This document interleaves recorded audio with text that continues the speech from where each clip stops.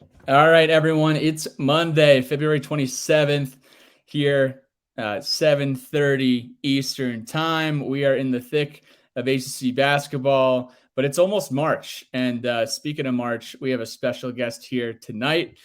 We have Anish Shroff joining us from ESPN. You might know Anish. He is a commentator for ESPN. He is a play-by-play on radio for the Carolina Panthers radio network. And he's a hometown hero from New Jersey, so we love that. Syracuse grad, has been announcing in capacities at ESPN since 2008. Anish, welcome to the Sons of Saturday. How's it going? Loaded question, right? It's a Monday. We're almost at the end of February, but all things considered, we got a little taste of madness this weekend, and I think we're about to dive in head first. So there was a handful of crazy games on Saturday, but I think you might have been on hand for the craziest one in Coral Gables. Just reading your tweet, Miami had not lost at home. Miami was in the driver's seat in the ACC, and Miami had won 7 in a row. Florida State was 8-20 entering play and trailed by 25 points in the second half. And then you just get back-to-back absolute insanity as that game closed down. But what was that like down in Coral Gables on Saturday? Quite literally a tale of two halves. So what was interesting, I had done the first Miami-Florida State game in Tallahassee. That was not close. Total blowout. Miami scored 50-some-odd points in the first half. They shot 60% from the field in the first half. Florida State never recovered. So you have that as the backstory. You go through the first 20 minutes, Miami shooting 65%. They can't miss. They're up by 23 at halftime. Jordan Cornette and I are looking at each other. All right, story time in the second half. Where do you want to go? Big picture ACC.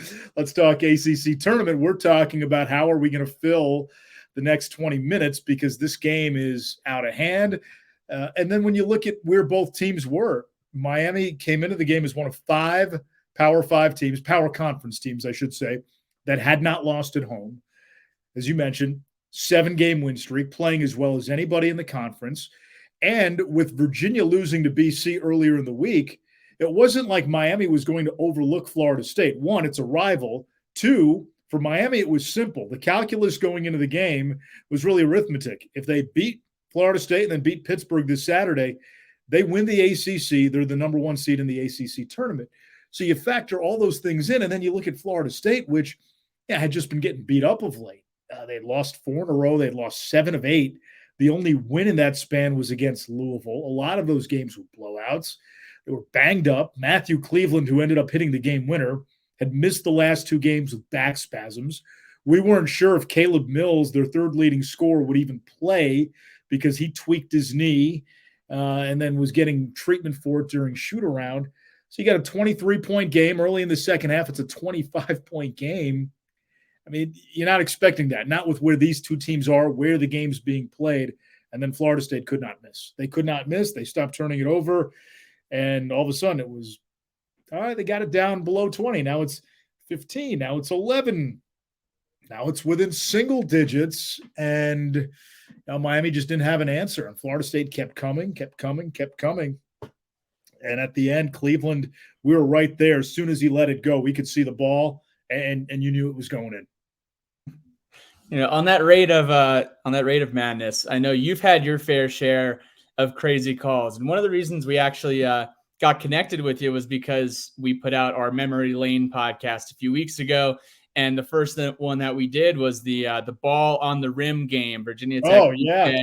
In overtime a few years ago. So, I think if there's a conference for anything to happen, remotely close to this, it is the ACC. But what are some other kind of crazy once in a lifetime that, I guess it's not once in a lifetime when you get to call, multiple events like this, but what other games, I guess, in ACC basketball would you compare to those two, referenced? The first one that came to mind, honestly, after that Florida State-Miami game, you start going back, and I've been covering the ACC for a while. It was that Virginia Tech game at Castle, and the fans stormed the court. I just remember there was the jump stop at the end. The kid made the bucket, and then Virginia had one last chance to win.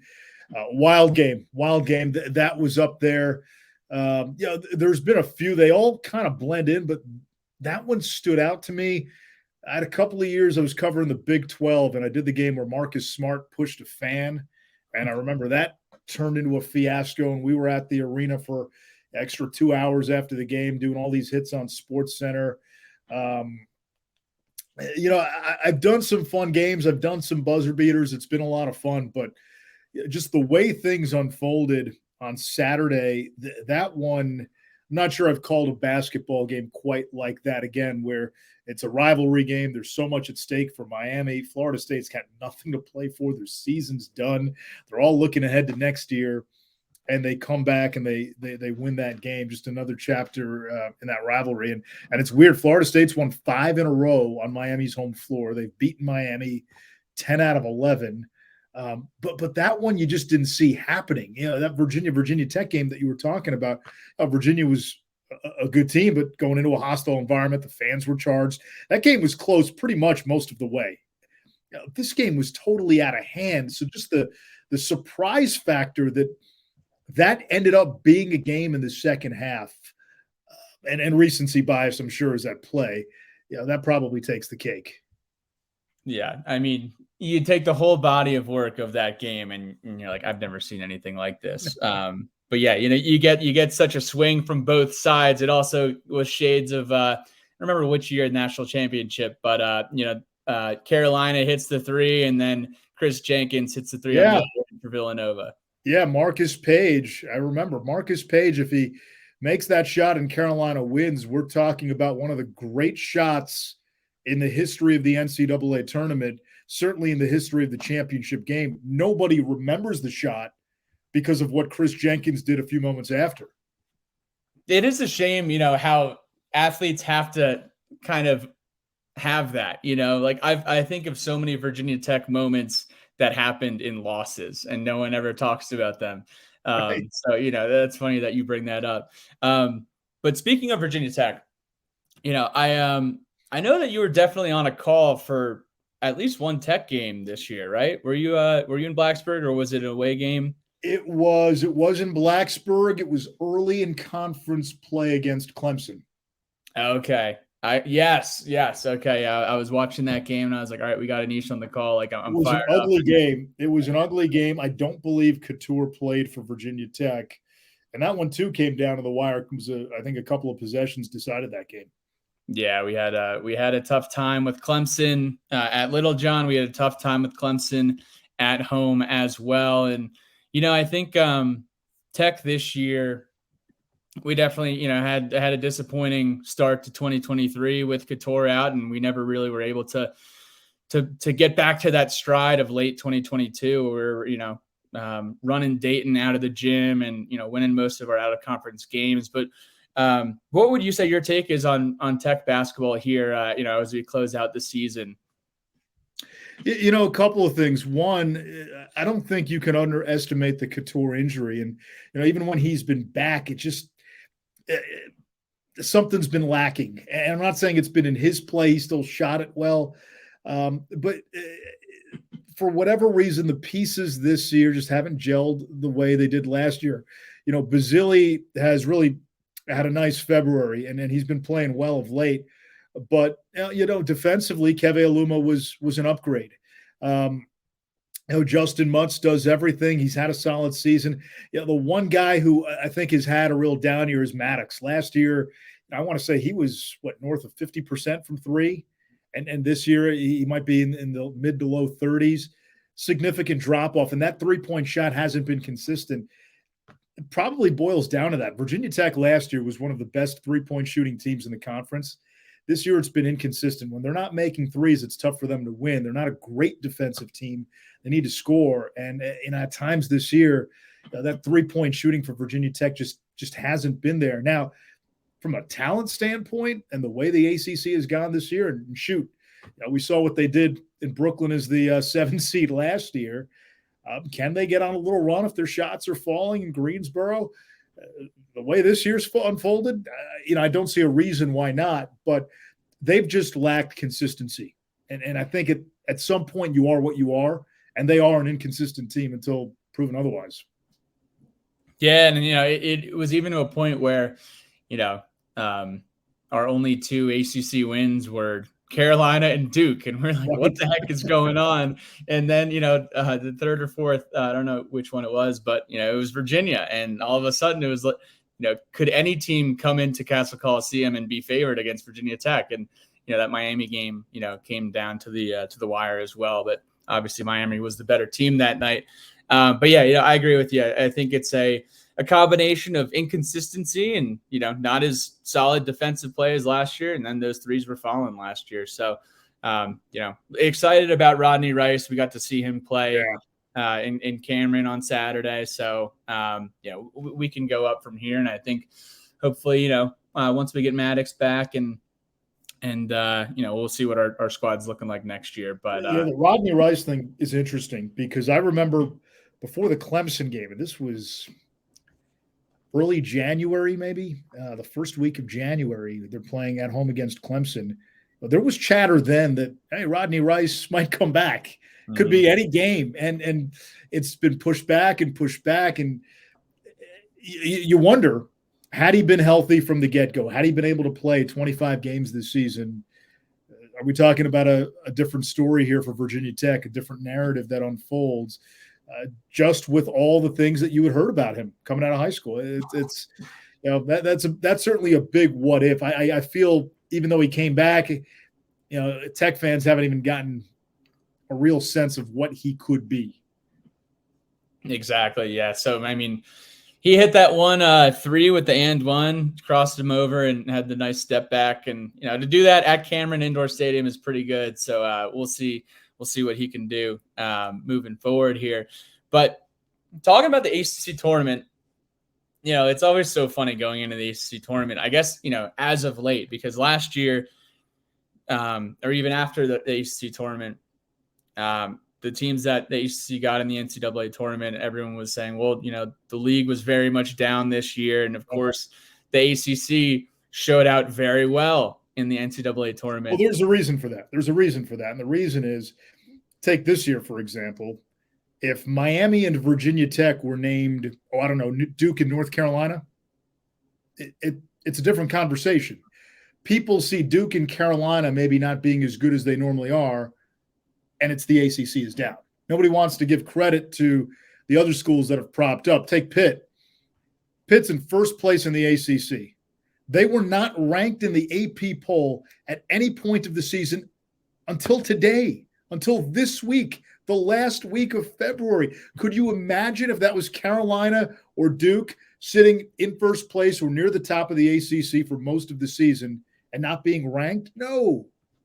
So that's perception. The polls don't matter. It's net rankings. We know that.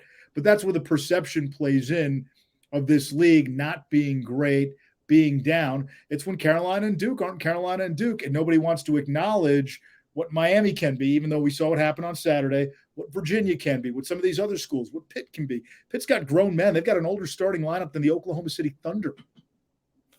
Okay, that's the fun fact of the day. I didn't know that. I was at that Pitt Tech game a few weekends ago, and they're a fun team, and their bench gets into it, and Capel's got him going, and it's good to see that he's finally been able to do that. So I will be excited to see this Pittsburgh team in the NCAA tournament for the first time in what seems like a very long time. Definitely the first time since the Pittsburgh rebrand. I feel like the squiggly cursive Pitt is going to look good in the NCAA tournament. But let's turn it over here into some Charlotte themed conversation. I think one of the best things that Charlotte has brought forward here over the past few years, speaking of rebrands, it's rebranding from the Belk Bowl to the Duke's Mayo Bowl. And I know the Charlotte Sports Foundation does a great job in putting on all the events around town in Charlotte, but specifically the Duke's Mayo Bowl. The Mayo Bath, seeing Shane Beamer get the Mayo Bath a few years ago, was quite a treat. But what was it like being in the booth with Golick Jr., just kind of pigging out, having some fun, and just, bringing a a new type of environment to a bowl game there. That was the most fun I've ever had calling a football game. And we went into it. It's a funny story. Our producer got COVID about 3 or 4 days before the game. So we get a new producer who had not done a college football game all season, had been doing the NBA. He had done college football the year before, but not that season. So he comes in and, our other producer would usually keep us in check. And Paul Irvin, who's our producer filling in, steps in and says, "Hey, I'm dive bombing in. I'm getting caught up to speed. What is it that you want to do?" And our eyes lit up. We're kind of like hyenas, surrounding prey. Oh, you're asking us. All right. So the inmates now have the keys to the asylum, and he let us run with it. So we had these wacky ideas, and part of it stems from this. There are so many bowl games. So many of them blend into the ether, right? You don't know your Boca Raton Bowl from your Myrtle Beach Bowl from whatever. So many of them are just, they're there, they're on TV, people watch them, they're forgettable. And this was a matchup which, while intriguing, North Carolina, South Carolina, at the end of the day, it was 2 6-6 teams. And what was driving the noise leading up to the bowl game was that the coach at the end of the game, whose team won, would get doused by 4 gallons of mayonnaise. The challenge for us a couple of days before the broadcast was we found out that the Panthers would not allow the Mayo to be dumped on the field. It's artificial turf. They had so many injuries that season to begin with, and you can understand it. I don't know if it's the viscosity of the Mayo, whatever it might be. They didn't want that getting into their field turf. So they had to stage the Mayo bath in the tunnel. Logistically, for us, that meant the Mayo bath would not be seen live on linear. It would be on the app where the post-game presentation would air. And this is all that anybody's talking about. It's the end game. So our challenge was, how do we get people to watch the game when all they can do is go to the app at the end and watch the Mayo? So we had to create a buildup. We had to kind of make this into a crescendo. Let's find some fun stuff that we can do and just kind of build this thing. And then in the fourth quarter, we'll really hard sell the Mayo bath and we'll sell it on the app. But let's give people something to hang on to and talk about leading up to that. And so we were brainstorming ideas, and I just throw, what if we just dipped, different foods in mayo?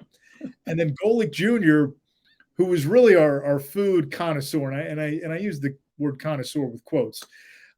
All season long, he had a nose for the worst kind of best food: ice cream, donuts. The guy's an eater, and I used to joke with him, and I've told him this. I said, you didn't grow up lacking. Your dad was a big-time radio host who played in the NFL. You grew up in a nice place in Connecticut, but if you saw the man eat, you would think he's Oliver Twist, and he's never seen a meal. So Golick immediately jumps in and says, well, okay, I want to pick out the food. Great. So he doesn't tell any of us. Before the game, I see him carrying a box of Oreo cookies under his arm, cradling it like a football. And I go, what's that for? And he goes, oh, you just wait. And you know the rest. Would I know you were quoted saying the peanut butter and jelly sandwich held up better than the donut. Does that still hold true today? That still holds true. A glazed donut with mayo, it was too many competing flavors, just the twang of the Dukes, the sugary glaze of the donut. Something didn't mesh. Golick liked it because he eats anything. The Oreo, believe it or not, people think I'm crazy. That's why I dipped the macaroon in this year. People think I'm crazy. The Oreo, when it first hit, and everybody saw my reaction, like, oh, he's going to gag. But then we're off camera, and I'm telling you the truth. The aftertaste of the Oreo was not bad. It was not bad. And I say that on the air. I said, oh, it actually hits. It hits late, but it's not terrible. And then this year, it was kind of on me to carry the torch. Golick had left ESPN to do his podcast with Meadowlark. And so I said, all right, I'm going to have to be the guy now who, who goes full all in on this, and we had some fun again this year. So it's a great bowl game. The Charlotte Sports Foundation, Miller Yoho, his team, the Dukes folks lean into it. It's just fun. It's just fun. It breaks up the monotony of bowl season when so much is the same. I'm sure we get yelled at, and our producers get yelled at for some of the stuff that we do, but I'm willing to fall on the sword if I have to, if I can keep doing that bowl game every year. Oh, yeah, without a doubt. You're bringing memorable experiences to all the viewers, and also a good reputation for the Charlotte Sports Foundation in the bowl game there. So keep it up. I love it. So we're going to roll into some rapid fire. We got Charlotte and New Jersey rapid fire here. So okay. First thing that comes to mind, feel free to blurt it out. Favorite brewery in the 704? Probably Heist. Up in Noda? Yeah.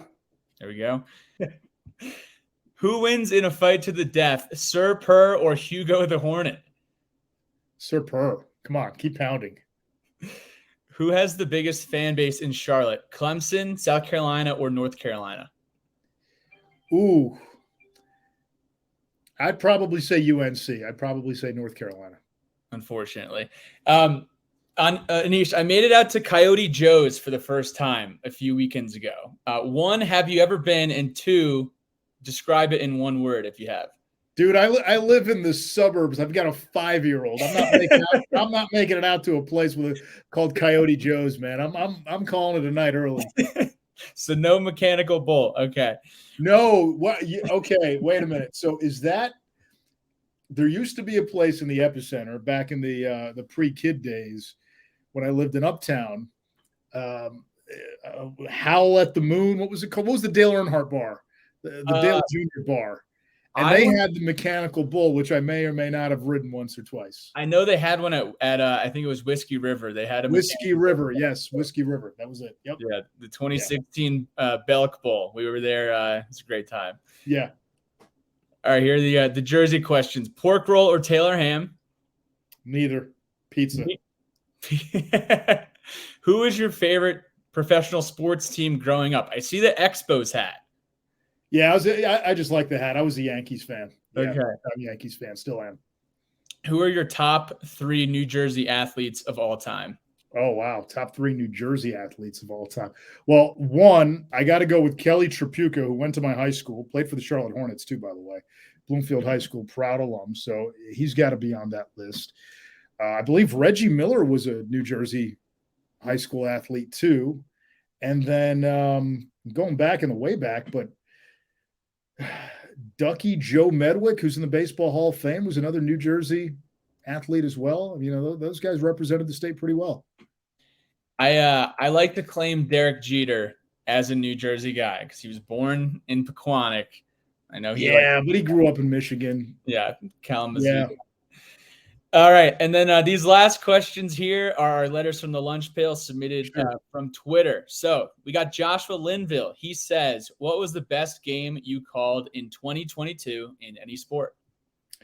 Ooh, the one that comes to mind first is probably the right answer, and that would be App State, Texas A&M college football. Second weekend of the season, we're down at A&M. At the time, they're a top 10 team. App State goes in and they just beat the snot out of the Aggies. What was interesting, if that game had been played out, I don't know, a dozen times, App State probably wins it 9 or 10 times. We didn't know at that point the season would go the way it ended up going for Texas A&M. But to see what App State did, it's incredible. Just their history with obviously not just the Michigan win, but this is a program that went to South Carolina, beat the Gamecocks.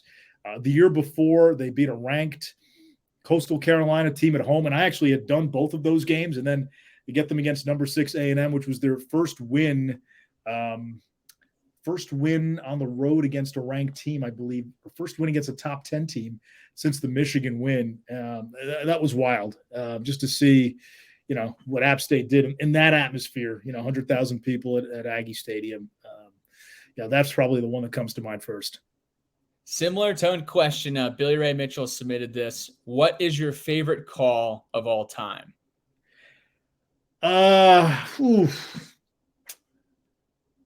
favorite call. Yeah, I'm not sure I have one.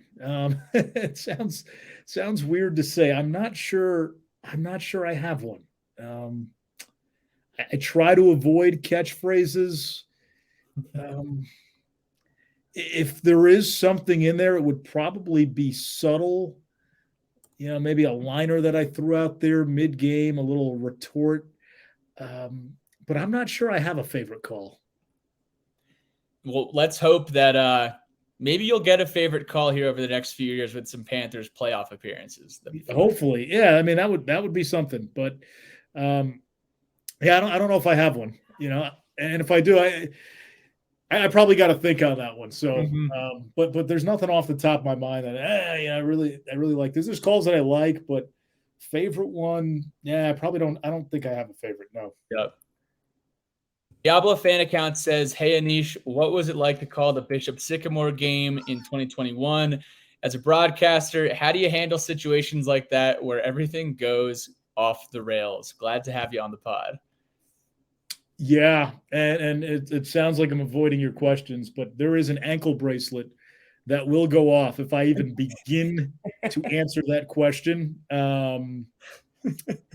I cannot touch anything about that broadcast, that game, and everything that surrounded it without getting, without going to timeout. Let's just put it that way. So there's a lot I would love to say about that game. There really is, but I unfortunately can't. Yeah, you got to use all your timeout credits for the Duke's Mayo game. Right, exactly. Well, all I'll say is we'll just say that your answer to that is a bit of a mystery. We'll just say that. Ishan Lamba says, "Hey, Anish, you're one of my biggest inspirations. I wanted to ask what it's like pursuing a job like sports broadcasting, coming from the Indian community into an industry where there are barely any Asians in general, and how you've been able to carve your own path." Yeah, it's a good question. I would say this. One, I was fortunate that I had a lot of parental support and a lot of family support. My dad had a degree in accounting, and he never worked a day as an accountant. He was a professional photographer. He followed his dream. My mom always encouraged me. And I've found out that as I went through this journey and others like, the fellow who tweeted, it wasn't that way for other Indian Americans where they were restricted in terms of what they could do or what they couldn't do. So for me, I had that opportunity to chase my dream the same way my dad did. And I always just wanted to be the best version of myself, be authentic, be prepared. And to me, this isn't a science in terms of what we do. So many play-by-play guys reduce it to a science, and it's this and this. Now, there's a lyricism to it. There's a musical movement to it. Your tone, your voice, your words have to capture what's going on in front of you. When you watch a game, it's not a passive experience. It's an active experience. There's emotions. It's this virtual roller coaster without consequences, which is awesome as a viewer, as the audience member. And so it's our job as broadcasters to capture that. And you have to make people feel a certain way when that moment hits. That's so much a part of it. So for me, it was always, kind of finding the art behind how we do this. And I'm not saying you can do that in every game, but when the opportunities are there and you can build a moment, that's what you try to do. So for me, the focus was so much on the craft and getting better. Probably for good reason, and for a good reason, I didn't really think about the cultural touchstones involved until much later. My message, since I've been able to get to some important benchmarks and important career milestones, my message to the South Asian community and the Indian American community has always been to the parents and the uncles and aunties. I've said, let your kids pursue their dream. You came to America to follow the American dream. It's one of the most successful diasporas in this country. You helped make it that way. Allow your kids that same opportunity. And if they fail, guess what? It's okay. So you don't have to be a doctor or a lawyer or an engineer. You don't have to fit into a certain box to be considered successful. You can be a musician. You can be a broadcaster. You can be an artist. You can be an author. You can follow your dream. So I preach to that older generation, that parental crowd. And I think it will change when more people my age are getting married, having children, and they'll pass along that vision of an American dream to their kids. I love it. The last question comes here from Sam Jesse. Do you call games differently depending on the crowd environment? I do. Yeah. The crowd is the third microphone, or the fourth if you have a sideline reporter. When the crowd is loud, there is nothing that we can say that will say what the crowd says. You mentioned that Virginia Tech, Virginia game. One of the things, and when you ask me what's your favorite call, one of the things I remember about that call was once the game ended, I don't think I said a word for 30, 45 seconds because our director's cutting to images of fans jumping out of their seats and rushing the floor. And that visual, that cacophony of chaos and pandemonium that's all around you, you feel it. What more can I add? Can't add anything. So when you have a great crowd, my message to any young broadcaster out there would be, shut the hell up. The crowd can say so much, and it makes your job so much easier if you let them. When you try to talk over a crowd, it doesn't work because now, as we talked about, you're imposing on the moment. Think about it before a big pitch toward the end of a game, and the crowd's going nuts, and you see the close-up of the pitcher sweating. They cut away to the batter, and he's standing there getting ready. There's no need to say anything. You can see the drama. You can feel the emotion. So when you have a crowd, it allows you to do all that. When you don't have a crowd, which was the case in COVID, that silence, you're not laying out as long as you would. You got to jump back in. You probably have to fill more. You'll still try to not over-talk it. But no, if there's a great crowd, man, it's to me, oh, we got a great crowd. Perfect. I mean, that's what you want. And for us, it becomes less is more. When there's not a crowd and it's quiet and everybody can hear you, then then you got to chime in a little bit more. So I do call a game differently based on the crowd. Well, Anish, thanks so much for this. This was a ton of fun. I know you've been a great inspiration for a lot of young broadcasters out there, but you also have a lot of fans here in Hokie Nation. So we just appreciate you, and hopefully we'll see you in Blacksburg sometime soon. I can't wait. I have loved covering Virginia Tech. I've been up to Blacksburg a number of times. One of my favorite college towns. Great place, great fan base.